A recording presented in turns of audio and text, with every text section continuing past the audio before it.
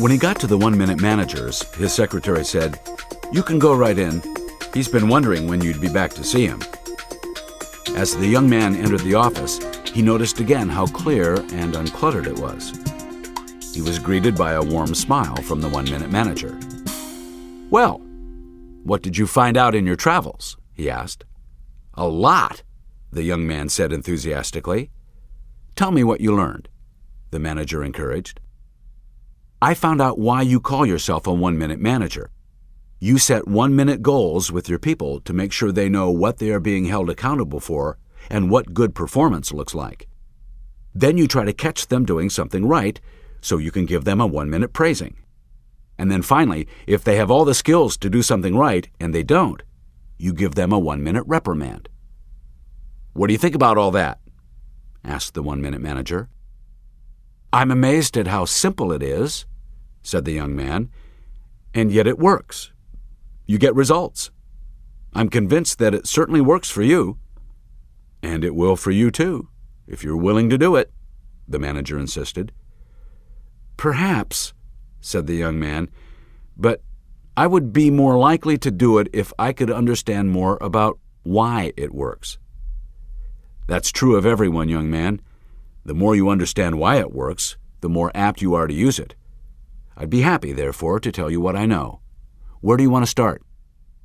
"Well, first of all, when you talk about 1-minute management, do you really mean it takes a minute to do all the kinds of things you need to do as a manager?" "No, not always.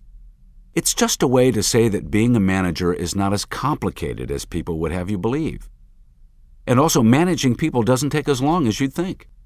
So when I say 1-minute management, it might take more than a minute for each of the key elements, like goal setting, but it's just a symbolic term. And very often it does only take a minute.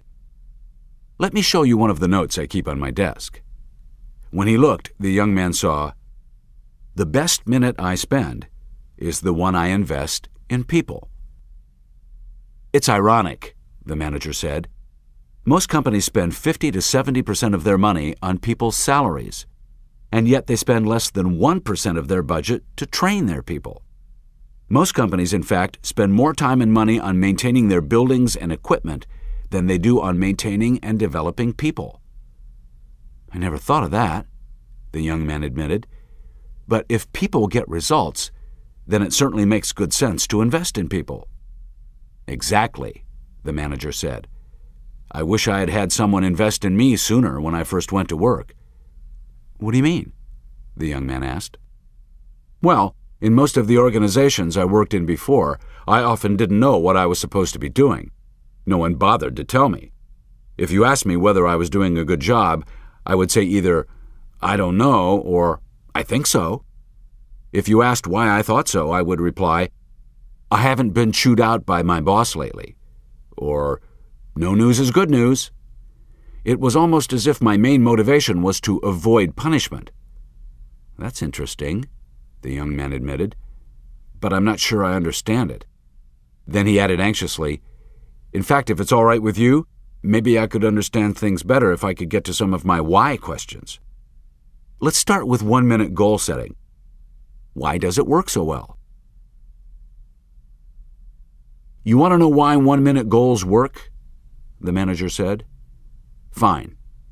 He got up and began to pace slowly around the room. "Let me give you an analogy that might help. I've seen a lot of unmotivated people at work in the various organizations I've been employed in over the years, but I've never seen an unmotivated person after work. Everyone seems to be motivated to do something. One night, for example, I was bowling, and I saw some of the problem employees at work from my last organization. One of the real problem people, who I remembered all too well, took the bowling ball and approached the line and rolled the ball. Then he started to scream and yell and jump around. Why do you think he was so happy? Because he got a strike? He had knocked down all the pins. Exactly. Why don't you think he and the other people are that excited at work? Because he doesn't know where the pins are, smiled the young man. I get it. How long would he want to bowl if there were no pins? Right, said the 1-minute manager. Now you can see what happens in most organizations.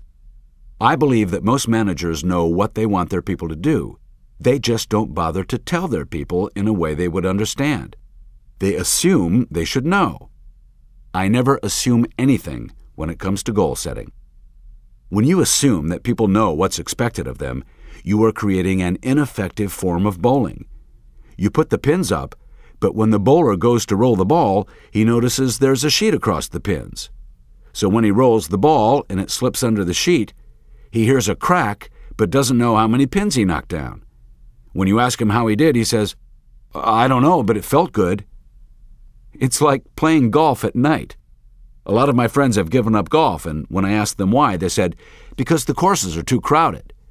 When I suggested that they play at night, they laughed, because who would ever play golf without being able to see the pins? It's the same with watching football. How many people in this country would sit in front of their TVs on a Sunday afternoon or a Monday night and watch two teams run up and down the field if there were no goals to shoot at or any way to score? "Yeah, why is that?" asked the young man. It's all because clearly the number one motivator of people is feedback on results. In fact, we have another saying here that's worth noting. Feedback is the breakfast of champions. Feedback keeps us going. Unfortunately, however, when most managers realize that feedback on results is the number one motivator of people, they usually set up a third form of bowling. When the bowler goes to the line to roll the ball, the pins are still up and the sheet is in place, but now there is another ingredient in the game, a supervisor standing behind the sheet. When the bowler rolls the ball, he hears the crash of the falling pins, and the supervisor holds up two fingers to signify you knocked down 2 pins.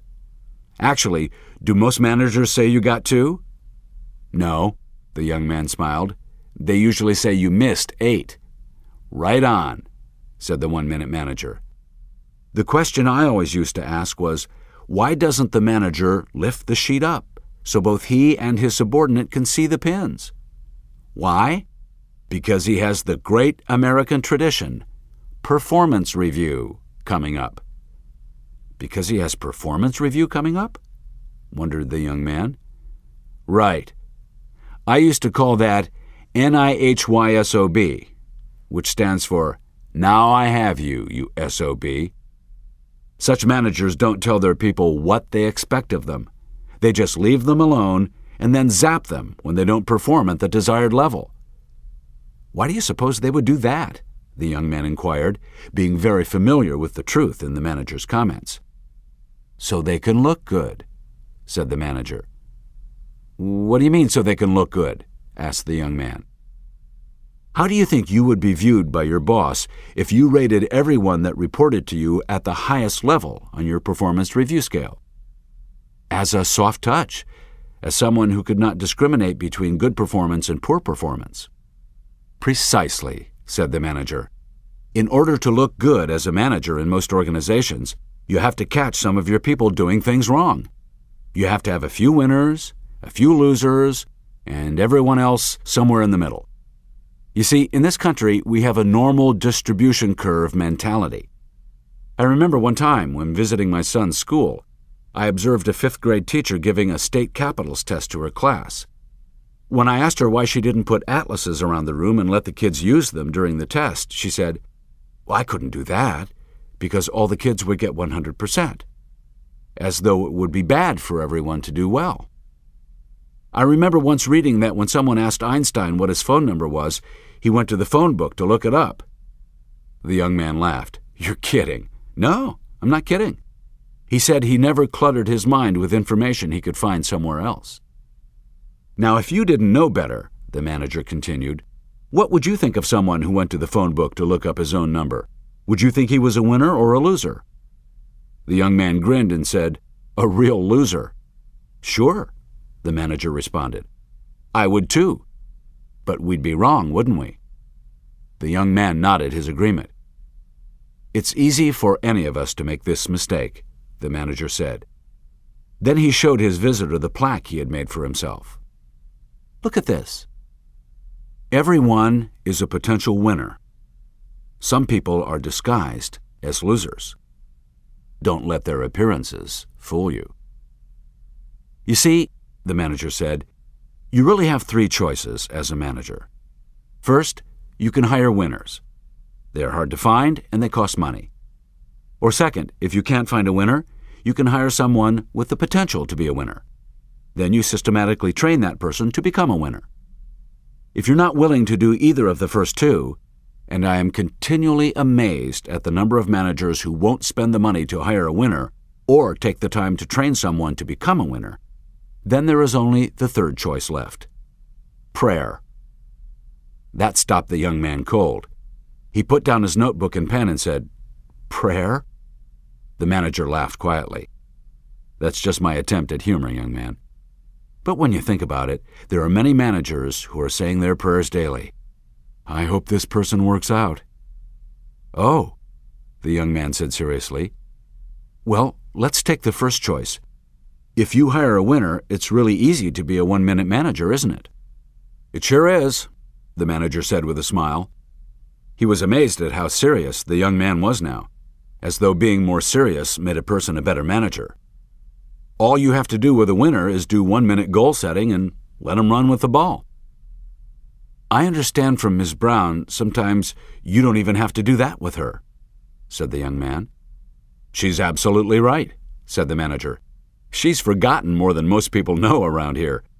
But with everyone, winner or potential winner, one-minute goal setting is a basic tool for productive behavior."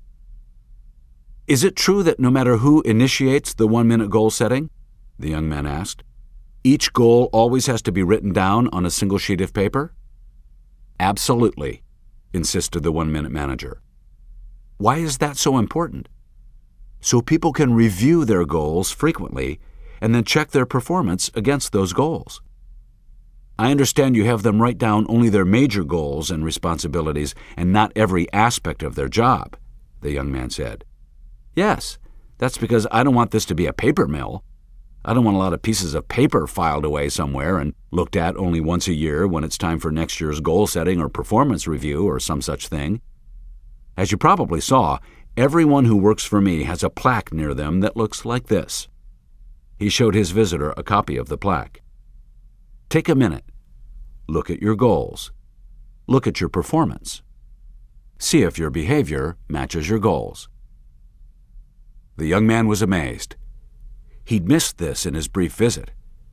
"I never saw this," he said. "It's terrific. Could I get one of these plaques?" "Sure," the manager said. "I'll arrange it."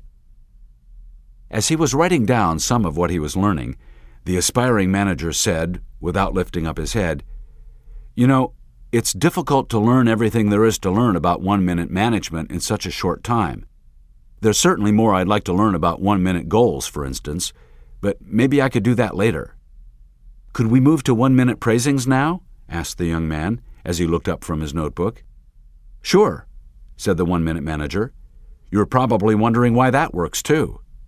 "I certainly am," the visitor responded.